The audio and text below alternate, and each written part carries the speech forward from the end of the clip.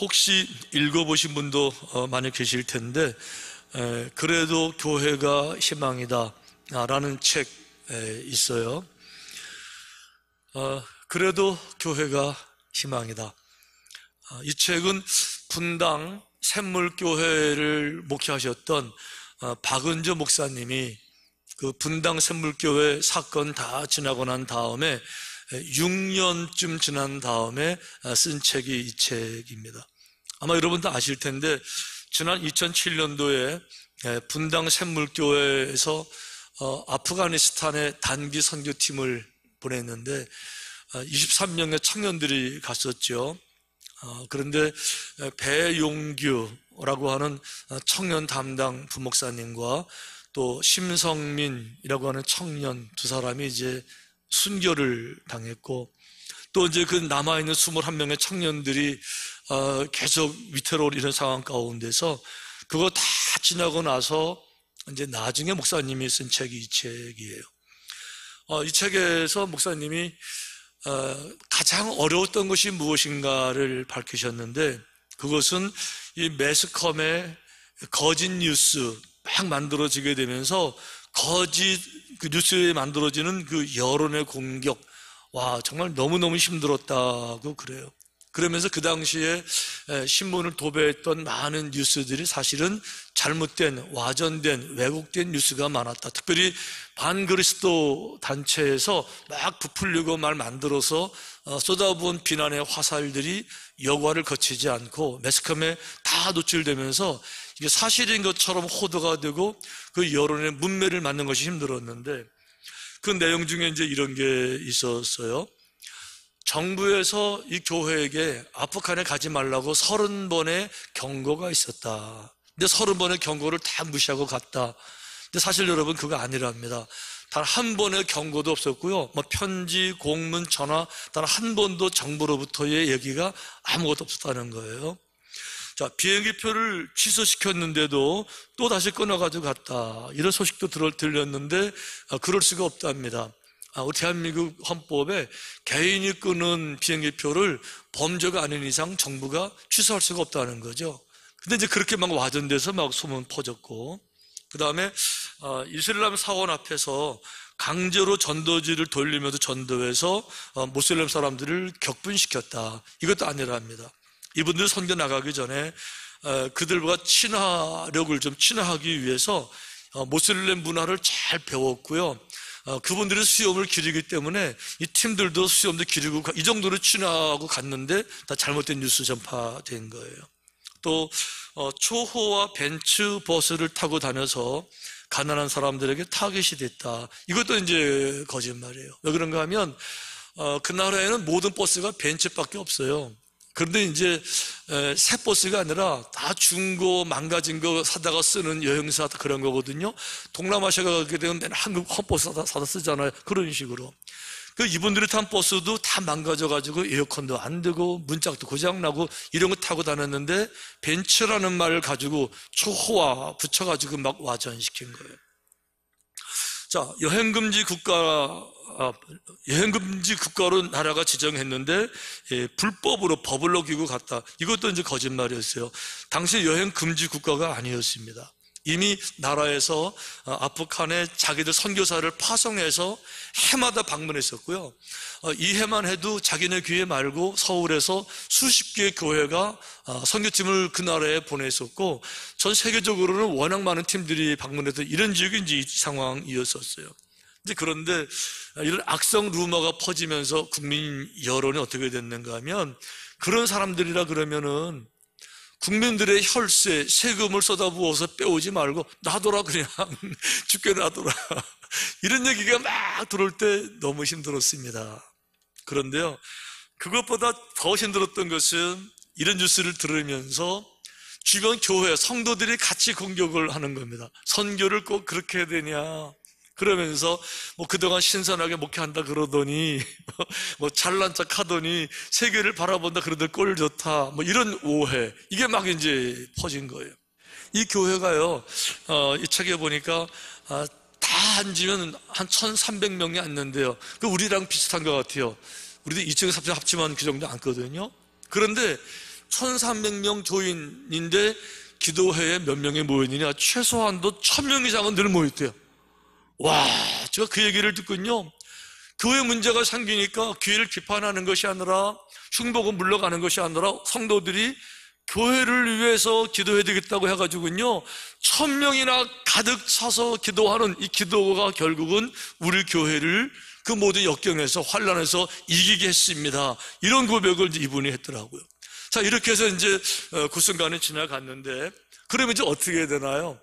자, 이렇게 선교 때문에 고통을 많이 당했으니까 선교 끝 이제 다른 거 합시다 뭐 이래야 되나요? 교회 가장 중요한 사명은 선교 사명인데 이거 하면 뭘 하겠어요? 이 교회는 안 그랬습니다. 이 교회는요 그런 진통을 다 겪었지만 전혀 움츠러들지 않냐고 더 기도하고 더 전략적으로 철저하게 준비해서 선교 사역을 너무너무 잘했어요. 사실 저는 박은재 목사님을 개인적으로 모르는 목사님이셨어요. 근데 그랬다가 이제 벌써 한 5년 됐네요. 지난 2017년도에 옛날 구소련이 15개 나라로 이제 나눠졌잖아요. 근데 나눠지기 전에 15개 나라가 한 나라일 때 구소련의 한인 선교사가 한 500명, 600명 정도 나가 있었는데 해마다 그분들이 모여서 이제 컨퍼런스 세미나를 했었어요. 근데 이제 강사를 정해두다 보니까 이제 강사가 후원도 하고 그렇게 해야 되니까 이제 사람이 없어서 이제 저한테까지 왔어요. 우리 교회까지. 우리가 거기 갔잖아요. 후원비를 이제 가져가서 세미나가 진행되게 이렇게 하면서 했는데 주강사가 이제 저하고 바로 여기 박은재 목사는 두 분이셨어요. 다른 강사들은 이제 1시간째 특강 하는데 저희는 주강사니까 날마다 이제 3번, 3일 동안 강의하는. 근데 거기서 처음 이분을 뵙고 교제하고 인사하면서 같이 식사하면서 대화하는데 와, 정말 귀한 분이시더라고요. 근데 이분이 강의를 하시는데 저도 강사지만 이번에 강의를 듣고 싶어서 참석을 했더니 이번 강의 제목이 뭔가 하면 교회란 무엇인가가 강의 제목이에요. 저 순간적으로 이거 좀 이상하다. 아니 선교사들을 상대로 설교하는데 교회란 무엇인가라는 주제가 맞나? 아니 평생 예수 믿고 세례받고 결단하고 신학교 가고 신학교 졸업하고 신학 다 공부하고 전도사 거쳐서 목사 안수까지 받고 그리고도 자신의 생애를 선교사로 드린다고 헌신한 이 사람들에게 이제 와서 교회란 무엇인가? 이게 말이 안 되잖아요. 그래서 제가 그 제목을 보면서 아니 좀 더 현실적인 강의를 해주시죠 이러실까 하고 제가 이제 강의를 들었는데요. 제가 강의를 다 듣고 나서 정말 훌륭한 강의, 정말 선교사들에게 꼭 필요한 강의, 그런 감동을 받은 기억이 나요. 이번에 이제 이런 설교한 거예요. 교회란 무엇인가? 교회는 사람들이 세운 것이 아니라 친구들이, 동창생들이, 친척들이 아니면 뭐 비즈니스 하듯이 뜻맞는 사람들이 세우는 것이 아니라 교회는 예수님이 직접 세운 것이다. 어디에 세웠느냐? 베드로의 신앙의 고백이에 주는 그리스도시요 살아계신 하느님의 아들입니다. 그러게 주는 그리스도시요 주님만이 내 인생의 정말 구원자십니다. 주님만은 나의 구세주입니다. 주님은 나의 주이십니다를 정말 고백하는 그 사람들, 주님이 정말로 하나님의 아들임을 믿는다 고백하는 그 사람들 위에 주님이 직접 세우신 거예요. 또 내가 너에게 이르노니 너는 베드로라 내가 이 반석 위에 내 교회를 세우리니 음부의 권세가 이기지 못하리라. 그래서 이런 고백을 하는 사람들을 위해 교회를 세우기 위해서 주님께 노력하셨는데 교회를 말로 세우셨나요? 아니요. 주님은요 음부의 권세가 이기지 못하게, 죄악의 권세가 이기지 못하게 영원한 생명을 누릴 수 있는 천국 열쇠를 소유한 권세 있는 교회를 세우시기 위해서 당신의 모든 삶을 십자가에 던지셨어요. 십자가에서 온갖 고통을, 온갖 저주를, 온갖 비난을, 온갖 상처, 아픔들을 고스란히 한 몸으로 뼈가 다 부서지도록 살이 다 찢기도록 고스란히 감당하셔서 십자가로 죽으셨어요. 왜요? 교회를 세우시기 위해서. 죽으신 다음에 죽음으로 끝나는 것이 아니고 부활하신 다음에 승천하시고 그걸로 끝나는 것이 아니라 오순절 다락방 때에 성령을 보내주셔서 드디어 초대교회, 교회가 완성이 된 줄로 믿습니다. 할렐루야. 그러니까 교회는 누가 세웠냐? 예수님이 당신의 피값으로 세운 교회고, 그 교회가 무엇이냐? 예수님을 구주로 고백하는 그런 사람들이 세운 거지. 교회라면 여러분들은 누굽니까? 여러분들은 선교사 아닙니까? 주님을 구주로 고백하는 사람들 아닙니까? 그러니까 여러분들 나가서 땅끝까지 나가서 죽도록 해야 될 것이 무엇입니까? 그리스도의 몸된 영계가 흔들리지 아니하게, 약해지지 아니하게 가는 곳마다 이 교회를 튼튼하게 세우는 것이 여러분들의 사명인 줄로 믿습니다. 할렐루야. 와, 저 이종 선교사들에게 정말 필요한 메시지예요. 교회가 무엇이냐? 예수 그리스도의 몸, 그분의 생명. 그러니까 교회가 문제가 있을 때, 교회를 위해서 선교하다가 힘들다고 도망가는 것이 아니라 목숨을 걸고 지켜야 될 게 교회라는 건데, 바로 분당 샘물교회가 그걸 해낸 거예요. 할렐루야. 교회 위기가 왔을 때 그걸 해낸 거예요. 그래서 그들이 모여서 1300명 꽉 앉은되는데 거기에 1000명씩 그렇게 모여서 날마다 기도했던 그 능력으로 이기게 됐는데, 이런 얘기 왜 하는가 하면 오늘 본문 말씀은 사도행전이 똑같은 케이스, 이걸 보여줘요. 사도행전 초대교회 오늘 본문에 보니까 문제가 생겼습니다. 바로 지난주 설교, 40대 남자가 병이 났어요. 그래서 이제 당당하게 걸어서 재판을 받는데, 재판장이 누구냐? 가야바, 바로 안나스, 이런 대제사장, 예수님에게 사형, 이런 사람들이 재판하고 있는 거예요. 당연히 이 사람들도 재판받아 사형당해야 되는데, 그 당당한 사람 믿음으로 내가 증인임에도 딱 서 있으니까 밀란이 일어날까봐 그냥 내보냈잖아요. 내보냈지만 마음이 얼마나 그 사람들이 화가 났겠어요. 베드로 요한 불러다가 윽박지르는 거죠. 한 번만 더 이 복음 전하면 알지, 이제 죽을 거야, 각오해, 절대 안 돼, 이러고 내보냈잖아요.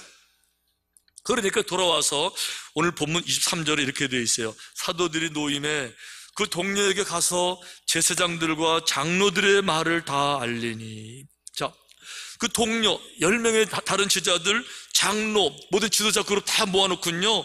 그들의 말, 한 번만 더 복음을 전하면 알지, 사형이야, 이 얘기를 전한 거예요.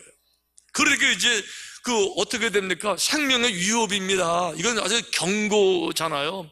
그러면 이제 치명적인 생명을 잃어버릴 수 있는 상황이 되다 보니까 이분들이 그럼 어떡하냐고 패닉에 빠지고, 이제 어떡하지, 작전을 해야 하고 뭐 이렇게 하지 않고요. 그들이 뭐를 하느냐? 그들이 합심해서 기도한 줄로 믿습니다. 그들이 기도하는 거예요. 그런데요, 이 기도가 아주 특이한 기도입니다. 왜 그런가 하면 오늘 기도 말고도 초대교회가 기도하는 모습이 많이 나와요. 오순절 때도 기도했잖아요. 제 구시 시간도 기도했잖아요. 그런데 그 모든 기도들에게는요, 기도의 내용이 소개되지 않아요. 오순절 때도요, 그들이 그저 부르짖어 기도한 거지 무슨 내용으로 기도했는지는 소개가 안 되는데, 오늘 기도를 보니까 이런 내용으로 기도했다, 기도의 내용, 기도의 주제를 소개하는 거예요. 제가 그래서 그분들이 어떤 기도를 했는가, 기도 제목들을 계속 읽어보다 보니까 와, 아주 중요한 몇 가지 그들의 기도의 특수성을 알려주는 특별한 의미의 단어들이 몇 가지가 있어요. 오늘 그 말씀 좀 드리려고 생각해요. 그 중에 첫 번째 단어가 뭔가 하면 대주제여라는 단어입니다. 자, 이렇게 되어 있어요. 그들이 듣고 한 마음으로 하나님께 소리를 높여, 자 보세요, 한 마음으로 소리를 높여서 기도했어요. 자, 어떻게 기도해요? 이르되 대주제여, 이렇게 기도해요. 대주제여, 천지와 바다와 그 가운데 만물을 지으시니지요. 여러분, 대주제여라는 말이 왜 중요한가 하면요, 내가 기도를 하지만 기도를 받는 대상은 누군지 모를 수 있어요.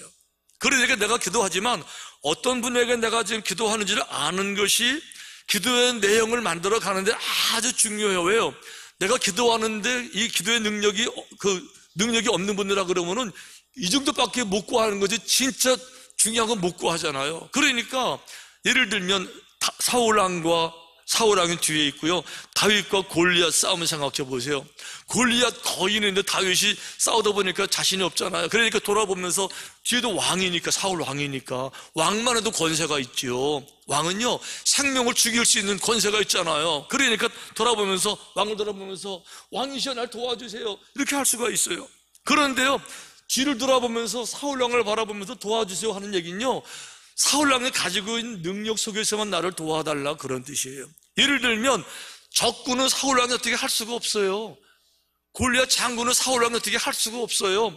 이 상황은 왕이지만 컨트롤이 안 되는 거예요. 그런데 적군까지, 골리앗까지, 상황까지 컨트롤하는 분은 누구냐? 그분은 대주제라고 하는 거예요. 대주자라고 하는 건요, 최고 통치자, 절대 통치자를 말하는 거예요. 그러니까 대주제요, 천지와 바다와 만물을 지으신 그분. 지금 이 초대교회 제자들은요, 내가 기도하는 대상이 누군가 하면 대주제, 천지를 만드신, 모든 인간을 통솔하시는, 모든 역사를 주관하시는 전지전능한 하나님인 것을 알고 기도하는 줄로 믿습니다. 할렐루야. 이게 왜 중요하냐? 하나님은요, 전지전능하시니까 절대적 통치자시다 보니 그분에게는 불가능이 없는 거예요. 그러다 보니까 인간의 삶은요, 정말 연약하게 그지없어요. 인간의 삶이라는 게 IQ 그저 그래봐야 한 150밖에 안 되고, 그리고 인간 육신도 얼마나 연약해요. 살면서 부딪히는 게 난관이고 실패고 절망이고 얼마나 많은 문제가 있어요. 그런데 우리 인간의 힘으로 정말 안 된다고 생각했을 때, 이제는 정말 끝입니다, 다 끝났습니다, 이럴 때 그냥 끝나지를 말고 바로 그 순간에 끝나서 끝이 없는 하나님, 전능하신 하나님, 대주제를 알 수 있다면 그분께 기도하는 거예요. 그분께 아뢰는 거예요. 이 앞에 홍해바다가 갈라져 있어요. 인간의 힘으로는 도저히 건너갈 수가 없습니다. 그렇지만 홍해바다도 만드신 대주제, 그분에 계실 것 같으면 그분에게 기도하는 거예요. 할렐루야. 그래서 인간의 끝이 하나님의 시작인 거잖아요. 이런 가정 하라 그러면 뭐 너무 많으니까. 그 중에 한 분이 조영기 목사님이잖아요. 조영기 목사님 어려서 폐결핵 사기 말기 죽을 때가 됐는데, 조영기 목사님이 어린 시절에는요, 페니실린이 아직 발명되기 전이었었어요. 그러니까 다 폐결핵 사기는 죽는 거거든요. 학교 자퇴하고 죽으러 갔죠. 죽는 순간에 생각해보니까 너무 기가 막히니까 거기서 뭘 생각했어요? 대주제요, 전능하신 하나님을 생각하면서 엉엉 울면서 생명을 걸고 기도하면서 목숨을 걸고 부르짖고, 그렇게 하나님 내 생명을 건져주시면 내 모든 생애를 드리겠습니다 약속하고 서원하면서 결국은 와우, 대주제 능력으로 건강 회복하고 위대한 길을 걸어가시는 거예요. 여러분 가운데 정말 꿈이 있는데 내 힘으로 안 된다고 느끼는 분들 계세요? 정말 소원이 있는데, 아니 이 문제 꼭 해결해야 되는데 진짜 안 된다고 느끼는 분들 계세요? 대주제를 찾으세요. 전심으로 찾으세요. 그런데 대주제는 모든 걸 다 알고 있기 때문에 건성으로 부르면 대답 안 하세요. 시시하게 부르면 대답 안 하세요. 장난으로 부르면 대답 안 하세요. 목숨을 걸고 생명을 걸고 인생을 걸고 진짜 불러보세요. 진짜 만나보세요. 할렐루야. 거기 기적이 있는 거예요. 초대교회 지금 그렇게 대주제를 찾고 기도하잖아요. 두 번째는 한마음으로라는 단어도 참 중요해요. 한마음으로 하나님께 소리를 높여 기도했다 그랬는데, 그들이 한마음으로, 참 너무 중요한 거죠. 한마음으로라는 얘기는요, 하나가 됐기 때문에 한마음으로 기도할 수 있는 거고요, 또 다른 말로 말하면 한마음으로 기도하기 때문에 그들이 하나가 될 수도 있는 거예요. 그런데 더 중요한 거는 한마음으로 무슨 기도를 했나 하고 보니까, 와, 제가 이 대목을 읽는데 마음이 막 메워지는 거예요. 이렇게 기도했어요. 한마음으로, 주여 이제도 그들의 위협함을 굽어보시옵고 또 종들로 하여금 담대히 하나님의 말씀을 전하게 하여 주시오며. 저는 그들이 한 마음으로 기도한 것이, 전 처음에는 이럴 거라고 생각했습니다. 하나님, 저들이 위협하니까 그 위협으로부터 우리를 건져주세요. 이 환난으로부터 우리를 보호해 주세요. 저는 보호를 요청하는 기도가 됐을 줄 알았는데 그런 기도가 아니에요. 우리를 지켜주세요가 아니라 이렇게 기도하는 겁니다. 한 마음으로, 하나님, 담대히 하나님의 말씀을 전하게 하여 주세요. 말씀을 전하게 달라는 기도가 먼저예요. 나를 보호해 주시는 게 아니라 말씀이 그쳐질까봐, 말씀이 전달되는 게 방해받을까봐 이거를 위해서 기도하는 거예요. 그들의 기도 제목 속에서 내가 중요한 게 아닙니다. 나는요, 살아주거나 그리스도의 영광을 살면 그게 내게 최고의 영광인 거예요. 복음이 전달될 수만 있다 그러면 나는 어떻게 되든지 상관없어요. 복음이 전달된다 그러면요, 나는 관제로 재물이 돼도 아무런 문제가 없고요, 그 길을 걸어가겠어요. 복음이 전달된다 전달된다 그러면 내가 십자가 그 길도 걸어가겠어요? 복음만 전달된다 그러면 땅끝도 가게 될 것이고, 복음이 막히지 않는다 그러면 내 생은 다 산산에 부서져도 아무런 문제가 생기지 않는 거죠. 할렐루야. 이게 초대교회 바로 믿음이었었어요. 초대교회 고백이었었어요. 그러니까 환난으로부터 우리를 보호해 주세요, 이런 기도가 아니라 이 복음이 멈추지 않게 담대하게 복음이 전파되게 해 주옵소서. 할렐루야. 담대함이라고 하는 건 여러분 돈 주고 사는 게 아니에요. 그런데 담대하기 전에 마음 상태는 어떤 마음이죠? 늘 걱정하고 불안하고 소심하고 자신감이 없고 떳떳하지 못하고 쥐pit거리고 이런 사람에게 어떻게 담대함을 넣어줘요? 수억 원을 가지고도 못 고치는 거예요. 그런데 기도하니까 그 마음에 담대함이 채워지는 거예요. 그런데 마음에 오는 은혜가, 이 영적인 은혜가 담대함 뿐이겠어요? 성경을 읽어보세요. 얼마나 많은 영적인 은혜가 있는지. 하나님의 평강을 누리는 거고요, 그 기쁨을 누리는 것이고요, 관용이 찾아오는 것이고요, 이 자유함을 누리는 것이고요, 용기를 누리는 것인데, 이걸 어디 가서 찾아요? 어디 가서 구해요? 바로 이런 게 기도의 응답이라고 하는 거예요. 여러분, 다윗 소년이 어떻게 큰 위대한 장군 골리앗과 싸우겠다고 나서겠냐고요? 무모해서 그런 겁니까? 어리석어서 그래요? 뭘 몰라서 그래요? 알 거 다 알지만 다윗이 가지고 있는 용기를 어디서 구하겠습니까? 다윗이 그 용기를 어디서 낳겠습니까? 땅을 파서 얻었겠어요? 책을 봐서 얻었겠습니까? 아니요. 다윗의 그 용기는요, 용기는 눈에 보이는 게 않는 거잖아요. 안 보이는 거지만 그 담대함의 용기, 자신감, 당당함 어디서 찾았어요? 기도의 응답으로 오는 거예요. 시편은 아시는 것처럼 다윗의 구구절절한 기도 내용인데, 그 중에 하나 다윗이 이렇게 기도합니다. 하나님이여, 주는 나의 하나님이시라. 내가 간절히 주를 찾되 물이 없어 마르고 황폐한 땅에서. 여러분 보세요. 자, 물이 없어 마르고 황폐한 땅에 이분이 서 있어요. 아니, 여러분들이 지금 물이 없고 황폐한 땅, 목이 쫙쫙 갈라지는 그 땅에 서 있어요. 그럼 뭘 구하겠습니까? 저 같으면 이거 구했을 거. 하나님, 목말라요, 냉수를 좀 주세요. 샘물을 터쳐주시든지 콜라 한 잔을 주세요. 이거 구했을 거예요. 근데 다윗은 안 그랬어요. 물이 없이 마르고 황폐한 땅인데도 뭐를 구했어요? 시원한 냉수 한 잔이 아니라 내 영혼이 주를 갈망하며, 내 영혼이 하나님을 정말로 갈망하며 하나님의 그 넓으신 그 은혜 가운데 그 말씀을 깨달아 알기를 원하고, 그 비밀을 알기를 원하고, 생명의 능력을 알기를 원하고, 내 육체가 시원한 물을 앙모하는 것이 아니라 이 갈기 찢긴 메마른 쩍쩍 갈라진 이 목을 가지고도 이 시원한 냉수를 사모하는 것이 아니라 주님 자체를 앙모하고 주님과 함께 있기를 원하고 주님의 마음을 이해하기를 원하고, 이게 다윗의 믿음인 줄로 믿습니다.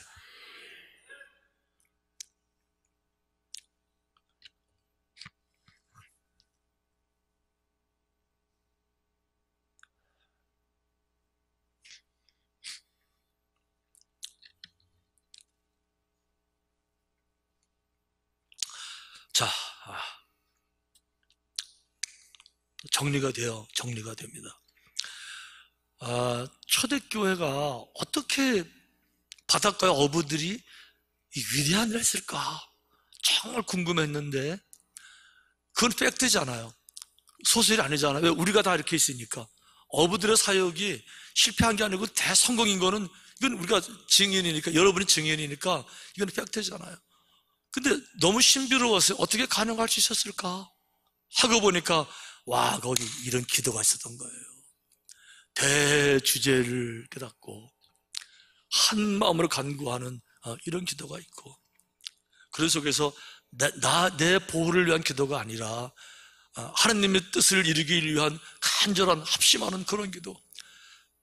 그 예수를 오래 믿었으면서도 기도할 때마다 내 문제만 가지고 기도하는 것이 아니라, 뭐 늘 내 자식 이것이 아니라 한 번으로 하나님의 의를 위한 그런 기도, 이러는 가운데 초대교회가 위대한 역사를 이룬 줄로 믿습니다.